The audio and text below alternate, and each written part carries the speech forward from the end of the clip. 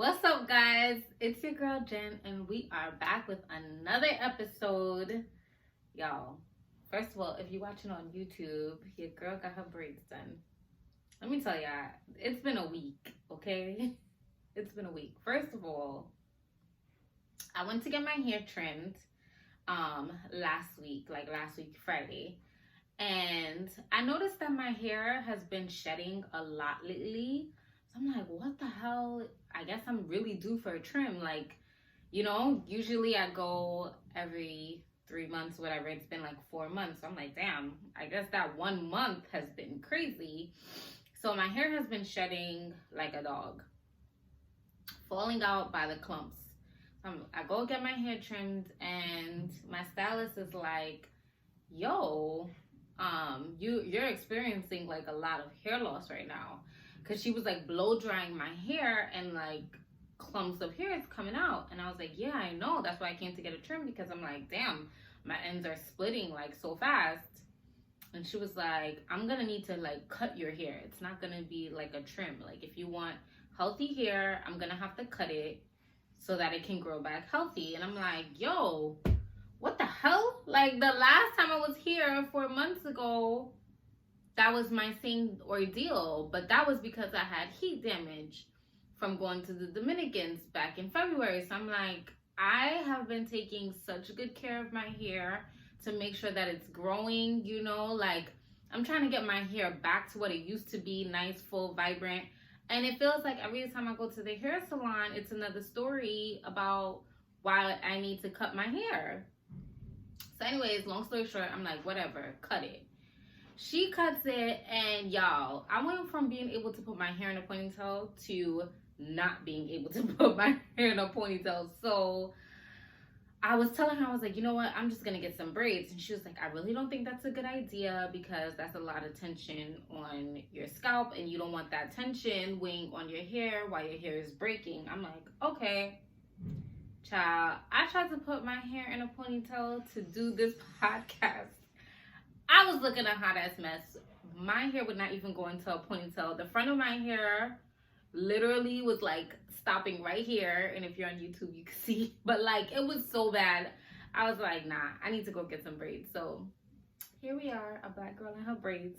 I got my braids done, and I'm feeling myself. And so I just been taking like a lot of vitamins, massaging my scalp, doing things like that to kind of like help combat the hair loss. And I'm hoping that it works. I'm hoping that when I take these braids out, my hair is giving more than it's taking. Okay. And then my second dilemma this week, this has nothing to do with the episode, but like, your girl is going through it, okay? And I need to vent. My second issue is my wisdom teeth in the back. So I have one on all four sides, right? So 4 wisdom teeth, but my right side does not bother me at all. My left side lately has been killing me. I'm talking about, it's bleeding. I can't open my mouth wide. I could barely chew on this side. Like, it hurts so bad. And I keep like gargling salt water and things like that to try to help. And usually that works, but this week it's not working. Your girl's in pain. I've been trying to find a dentist that does tooth extractions.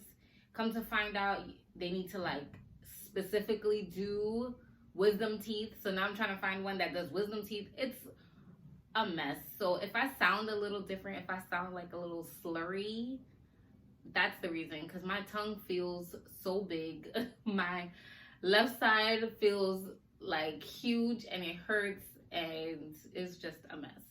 But anyways, I digress. Anyways, I hope that everyone's doing good. I hope your week was great. Hope it was better than mine. We're gonna get into today's topic. We're going to be talking about grieving our past selves. And it's a heavy topic, but I don't think grieving, especially our past selves, is really that bad. I think it's really a good thing. It's more of like an eye-opening experience. And I know that when people talk about grieving, usually you think about like death and you want to mourn and wear black. But I chose bright colors today because grieving your past self can really be a beautiful experience. I was actually having this conversation with one of my girlfriends the other day because she was listening to episode number 2 where I explained the difference between self-love and self-care. And if you haven't listened already, make sure you go back and listen. That's my little ad voice. Which, by the way, I haven't gotten my guys. Anyways, all right, I don't want to derail. Anyways, so we were having that conversation and she was talking about how she's been feeling a little sad lately, and like unhappy with herself because she's like thinking about the woman that she used to be. And I think that's so important because, you know, now she's a wife, she's a mom, she's back in the work field, and all these changes are happening for her that are so beautiful. But I think sometimes when we don't take the time to acknowledge our past, you know, the person that we were, to even think about the person that we want to be, the moment can feel overwhelming. It can feel, you know, unhappy. You can feel unhappy because it's like all these things are happening at once and you don't even know how to process it. So today we're going to be talking about some steps to grieving your past self that I've taken and has helped me.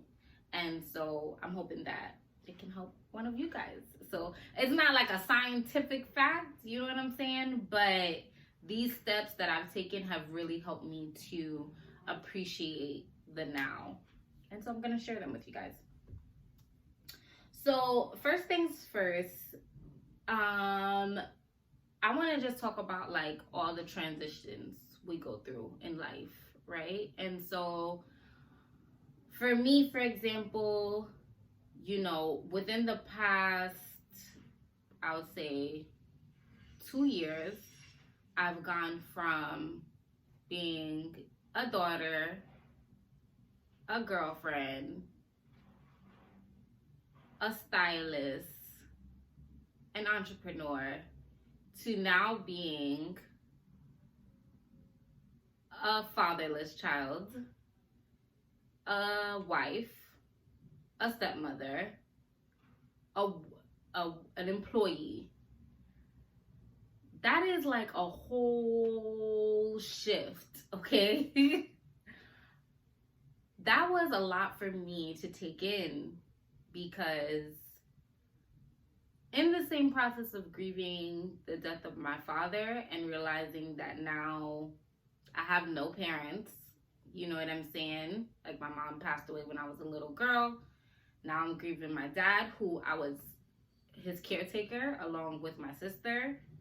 I'm getting married. So it's like literally within a year, I went from not married and grieving my dad to married and having to still grieve my dad.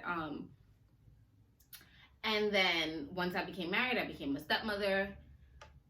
With the pandemic, I wasn't freelancing anymore. So now I had to get a job. And so it was a really big shift for me and really hard. And for a long time, even though all these amazing things were happening, I still felt very sad, very alone, very confused. I felt like nobody knew what I was going through. And at the same time, it's like, I kept thinking to myself, well, Jen, now you're married and you have to be like this great wife. And so I put a lot of pressure on myself in the beginning to be the perfect wife. And it wasn't the perfect wife that my husband wanted me to be. No, it was the perfect wife I thought I needed to be for my husband. I never asked him.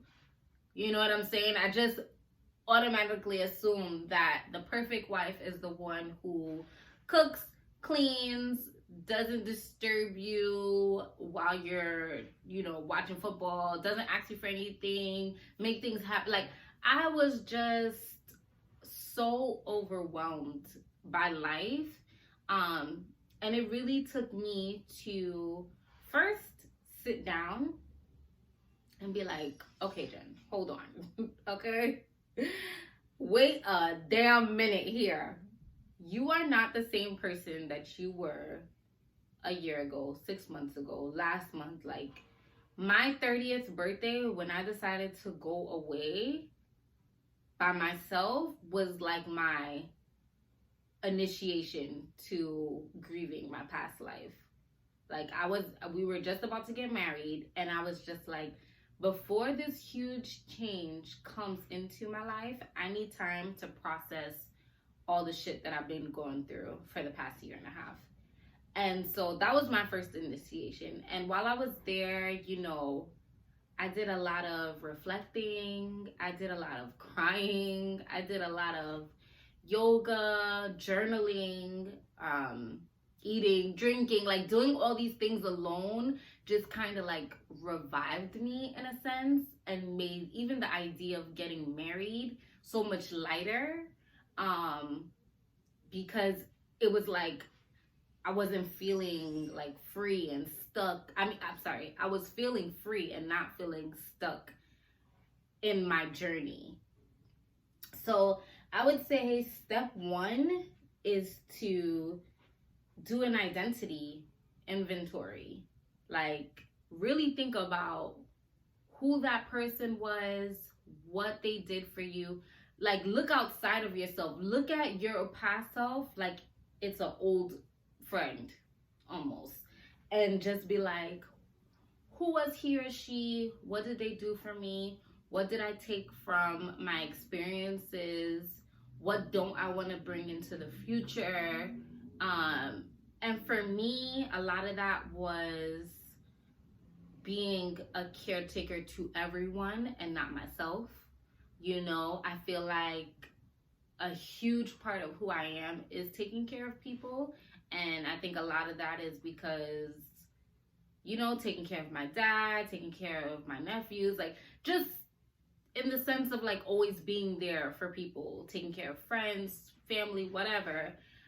And so when I started my process of grieving my past self, I said, I don't want to do that anymore. I don't only want to be known for being there for everyone else. It's a beautiful thing when you can, but when you're literally pouring from an empty cup, it's not that great. You're going to feel overwhelmed. You're going to feel used. You're going to feel neglected. You're going to feel like, you're going to start to like resent the same people that you love and care for, which eventually that's what was happening to me. I started to resent the people that I was there for because I felt like no one was stopping me from caring so much for them. Nobody was like, hey, Jen, have you poured from your own cup today?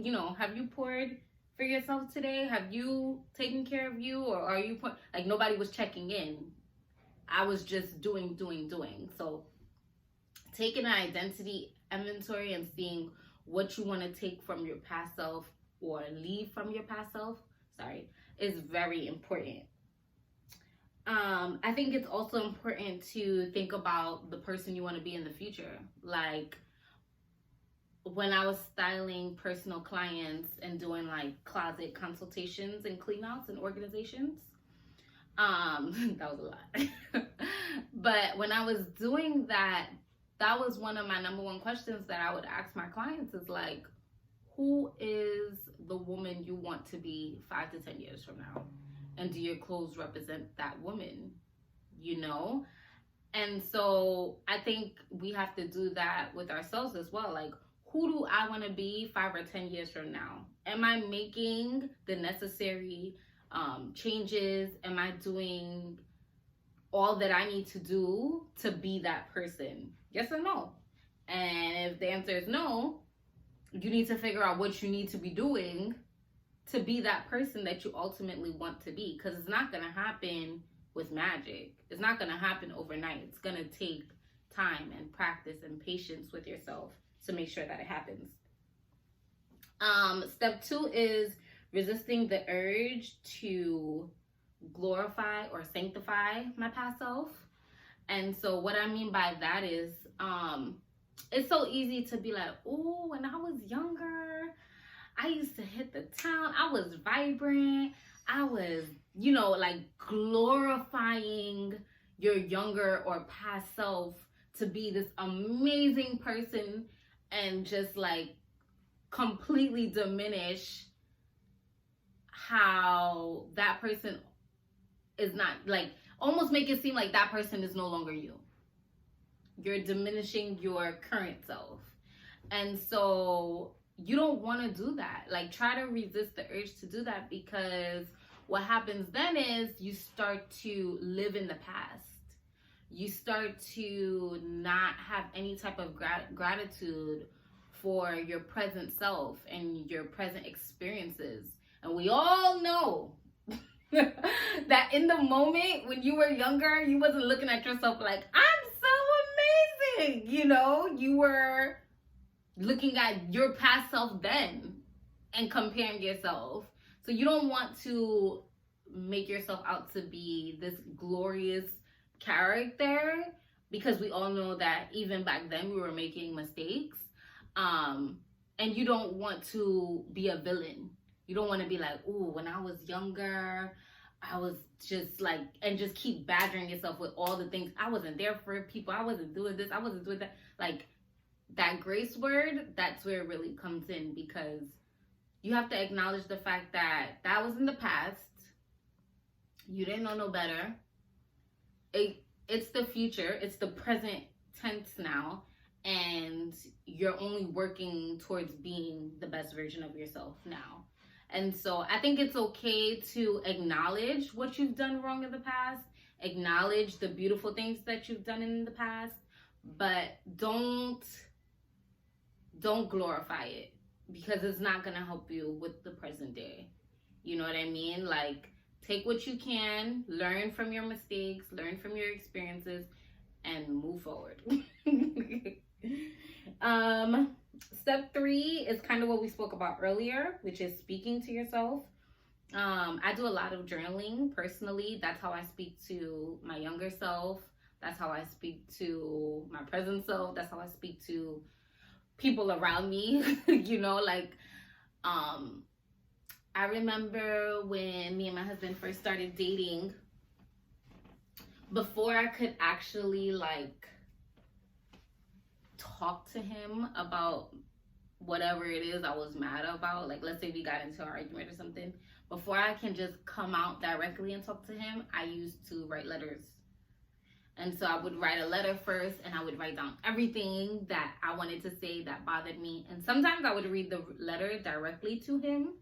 Other times it was just a good way for me to get it out, organize my thoughts, and then go to him with the issues that I was having. And to be honest, I do that with everybody. Like, if I have an argument with my sister, I kind of journal about it first, and then I go to her and be like, listen, we need to talk X, Y, and Z. It just helps me to process my thoughts, my feelings, and also make sure that I'm not saying something that is gonna hurt the person ultimately, or that I'm gonna regret in the future. I used to do that a lot on purpose when I was younger. It's like, say things that I know is gonna hurt your feelings, that I know is gonna make you cry, because I have a really sharp tongue. But that's not helpful, and it hurts people. And if you love these people, why do you want to purposely hurt them? So when you are grieving your past self, I think it's important to write letters to that person, to the person that you were, just letting everything go, because only you truly know why you've made certain decisions. And sometimes, it's really hard, even when you want to speak to someone about it, to be so vulnerable and honest, and you know what's in your heart already. So when you write it down, it just kind of gets everything out.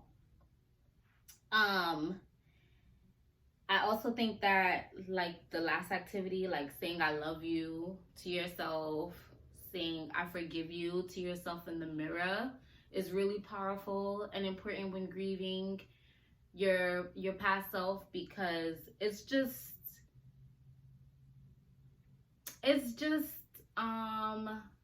like giving yourself permission to move forward. You know, again, it's the acknowledgement of like what happened, and being able to say, I forgive you for that, even if nobody else does. I do. And moving on. The fourth step is to practice gratitude. Appreciate what you have, appreciate who you are now. I have a gratitude journal where I write down things that I'm grateful for. I won't say every day, but whenever I'm feeling really overwhelmed or saddened, or, you know, like lonely, things like that, I would write in my gratitude notebook just to remind myself of all that I have. And it can be something simple like, I'm so thankful for this roof over my head today. Because you have to really remember that there are people out there that don't have, or maybe there was a time when you didn't have. You know what I'm saying? Like, so being able to notate those gratitudes, just especially at like the beginning of your day, can help to bring this level of like peace and happiness around you that I think most people would be surprised by if they actually did write their gratitudes out for the day. 3 to 5 things. It doesn't even have to be anything crazy. I think it's also important to acknowledge and practice gratitude for the things that you've learned in the past, like we spoke about earlier. You know, grieving your past self is not about just like throwing away all of your poor decisions and poor experiences or anything like that. It's just, and like tucking it away and making sure you never bring it back up. It's about acknowledging it and moving forward and saying, you know, I did the best that I could in that time. You know, I'm sorry for what I did in that time. And then knowing how to move forward and grow to make sure that those things aren't being repeated. And the last thing I would say, step 5, is building a community. Building a community and a network of people who have been through your situation can be so helpful. I remember before I got married, one of my friend's wives came over and she was just like, I'm gonna sit you down and give you the real about being married, you know? And just sharing her experience with me, because we know that all marriages are not the same, you know? Motherhood is not the same for everyone. But one thing I would say is that throughout my new journey of like being a wife and a stepmother, I have built this community of women around me who are also wives and mothers and friends, and you know, and they have helped me so much along my journey because they share their experiences with me, and they're open and honest, and they create space for me to share my experience as well. And they're not judgmental. They're not here to tell me if I'm right or wrong. You know, they're just simply there to listen and give advice through their own experiences. And that has been a game changer for me overall, with all the relationships I keep around me and people I keep around me. And so I think that's really important. Even if it's not like people that you know directly, like I was lucky enough to find like people around me, but there's so many support groups out there. Like when women become mothers, there's mother support groups, there's fatherhood support groups, there's, you know, when fathers lose their mom, their support groups, their wives, their support groups for that. So like finding a community and a support group that you can trust, to be vulnerable with, to listen to their stories, to share your story, is so important in grieving your past self, because it just reminds you that like you're human, you're on a journey, you're gonna make mistakes. You know, these people have made mistakes. You're not the only one. You're not alone in this. And just being able to vocalize it really helps you to process your feelings and your thoughts, to make sure that you're really understanding where you're trying to go, who you're trying to be, what you've been through. I've found that to be very therapeutic for me, especially as someone who doesn't go to therapy. It has been my therapy, being in these like supportive environments where I'm not feeling like I'm the only person in the world going through this right now. So, whew, we're gonna close out the episode right there. As you know, you can always write me InstantBondPod at gmail.com. I think I'm gonna start pre-recording this part so I stop messing up. Or you can follow us on social media at InstantBondPod. I am on TikTok now. Instagram. And you can follow me, InstantBondPod, on those social platforms. You can also watch it on YouTube under my Swaggy Bomb playlist. And I think the question for today is gonna go back to the gratitude, which is not so much a question, but more of an assignment. I want you guys to write down 3 to 5 things that you're grateful for today in the now, and then think about your past self and 3 to 5 things that you would want to keep / let go of your past self.